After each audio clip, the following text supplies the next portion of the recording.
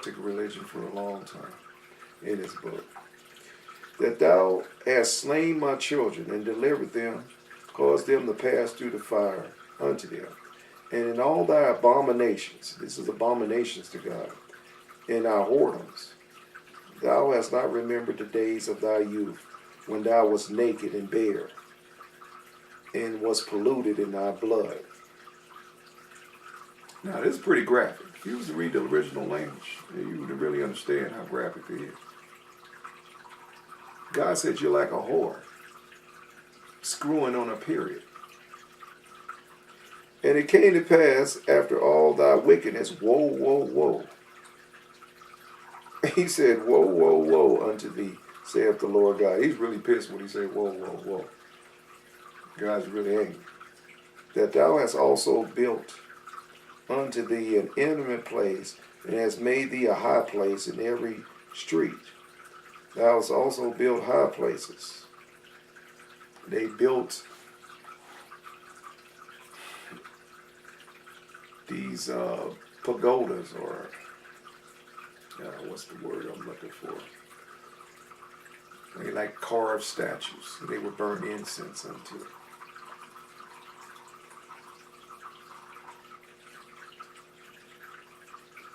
And you would build them like if you worshipped the god of the mountains, you would build these statues to these pagan gods in the mountains. Or if it was the god of the valley, or the god of the sea, you would put your pagan statue, the god of the sea. And this really pissed God off. But he referred to this as whore. Thou hast built high place in every head of the way, and hast made thy beauty to be abhorred, and thou hast opened thy feet. God said you spread your legs. You have spread your legs to everyone that passeth by. I mean, that's pretty much self-explanatory there. He said you gave it up to anybody. You on the side of the road just with your legs open. Just picture a whore with her legs open, giving it up to everybody that passed by. You're screwing everything that moves. Another way to put it.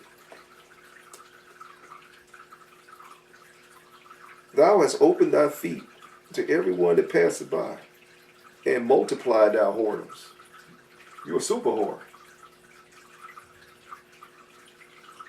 I guess it's safe to say at this point you're a goddamn whore. Because God sure ain't blessing, but thou hast also committed fornication with the Egyptians. You screwed the Egyptians.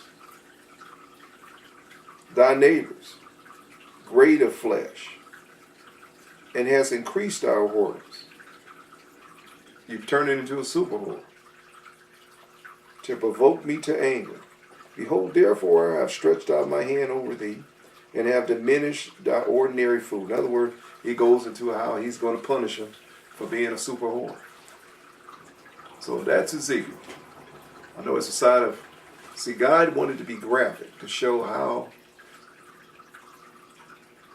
their backslidden ways and turning from the one and true only God. The only thing he could compare to is something that we can relate to. He put it in graphic terms. He put it in street language. Street. God took us to the street. God tilted his brim and let you understand graphically. Because everybody understands street language. That's from the street. That deals in reality.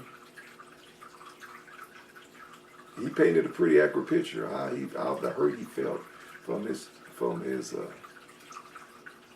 called and chosen people prostituting their faith for the false God and the false religion and the false prophets. Okay, so now we're going to move on. You got a pretty graphic picture of God's heart and how he felt. See, God's ways are not our ways. The Bible says, I think it's Isaiah, his heaven is higher than earth. So his thoughts higher than our thoughts, and his ways than our ways. God has always been trying to express himself, devoid the traditions of men, to make void the traditions of God. And man has always tried to box God up and put him in a box, sanitize him, whitewash him. I know you ain't never, I'm almost certain, you ain't never heard a sermon from any of your pastors on all the books I just taught on, showing this side of God. I guarantee you. Only street priest ministries, baby. we go with no pastor dare to tread. But they probably empty out the pews. I mean, I could see brother better than you and sister more righteous than thou, running out the church, hearing a message from an ordinary preacher on this. Only I can get away with this. All right, we're going to go to Haggai. Oh, excuse me, not Haggai. Let me see. I'm sorry. I apologize. We're going to Hosea. And these are the minor prophets toward the end of the book. I mix these people up. So we're going to Hosea. We're going to see what Pastor Hosea has to say. Now, I bet my bottom dollar that you have sat in churches all your life. Most of you. And I seriously doubt you guys heard a sermon on Pastor Hosea. Minister shunned this book.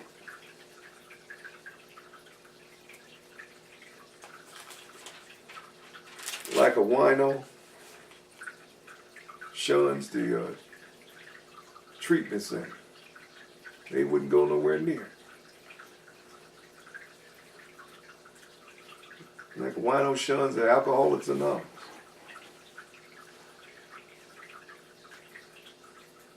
The word of the Lord came unto Hosea. We're in Hosea chapter 1. You ready? The word of the Lord came unto Hosea, the son of Beeri, in the days of Uzziah, Jotham, Ahaz, and Hezekiah, kings of Judah, and in the days of Jeroboam, the son of Joash, king of Israel. The beginning of the word of the Lord by Hosea. And the Lord said unto Hosea, Go, take thee a wife that's a whore. King James got all this flowery language. Go take thou a wife of whoredoms. No. He said, go grab a whore. And marry her. Take unto thee a wife of whoredom. Go marry a hoe. Pastor Hosea, go marry a hoe. Oh, I can't resist. Of course I can't. God, O magnificent, O holy one, omnisapient, omnipresent, omniscient. What would thou have thy servant, Brother Jay, to do? Go marry a whore. Huh? Go marry a whore. Huh? What'd you say?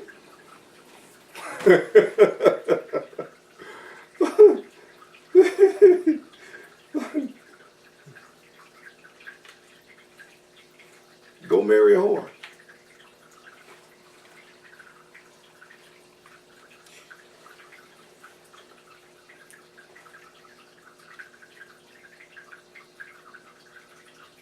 I want that to settle in.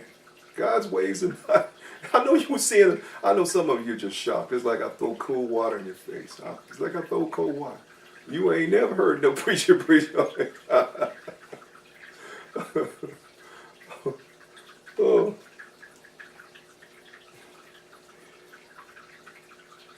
He said, go take unto thee a wife of whoredoms and have children by her. Wait a minute, hold up, God. You mean you want me to go up in this hole with no Jimmy hat, no protection, no Trojans, no condom? Are you serious, God? I mean, you know this. I think I beg to differ with you.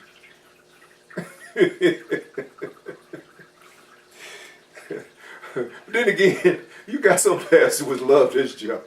I take that back. So I'm gonna be repulsed by it. But some would love it. Boy, they dive feet first in this one. Oh my goodness, I'm sorry. I find the word of God not pouring it all. I think it's very sad, fascinating. And the children of whoredoms left the land. And so God, to sum it up, so he went and took Gomar, the daughter of Dishon, which conceived and bare him a son. Now, Gomar was a very, very attractive whore. So, I mean, I guess, you can't fault God. At least he said if you got to do this dirty deed, he got a very good-looking whore.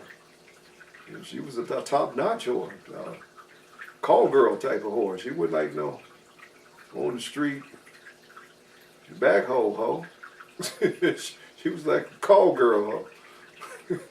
I'm sorry. I'm so sorry. I told you it was rated R. You better not have no kids. I'm telling you, none of you street these family have any kids sitting there listening. So anyway, this is what you read the rest for yourself. But God wanted him to marry to show how his pain was felt with his children. Children of Israel turning on him and going after idols. He considered that adultery and whoring and turning their back on him. So he wanted to be graphic. So he had his preacher, his minister on this dangerous assignment. And she was a true whore. He had to pay for her. She was unfaithful. She was just a whore. She was a real whore. And she would go screw around on him despite how good he was to her, which personified how God was good to his people. And Hosea was a good man. He was faithful. And when she got in trouble, he would go bail her out and from a whoredom. Somebody kidnapped her and tried to, because she was a beautiful woman. So somebody kidnapped her and wanted to make her his own personal slave or something. He had to go pay a ransom to get her back. But it was just illustrating God's truth. See, this was God's oracle's people. And God got pretty. He ain't seen nothing yet. We just getting started with some of the things he had his pastors do. It was shocking in nature. But it was to get their attention, to illustrate his truth. Okay, so I hope this message, if anything, was disturbing to you. If it is, good. I accomplished my mission. Because I want to get God out of this box that they boxed him up in and sanitized his words and made it void with the traditions of men. God has a message. He's going to get the message about it. He could be downright crude about it. I mean, like I said, if you could read some of the original language, God's cursing.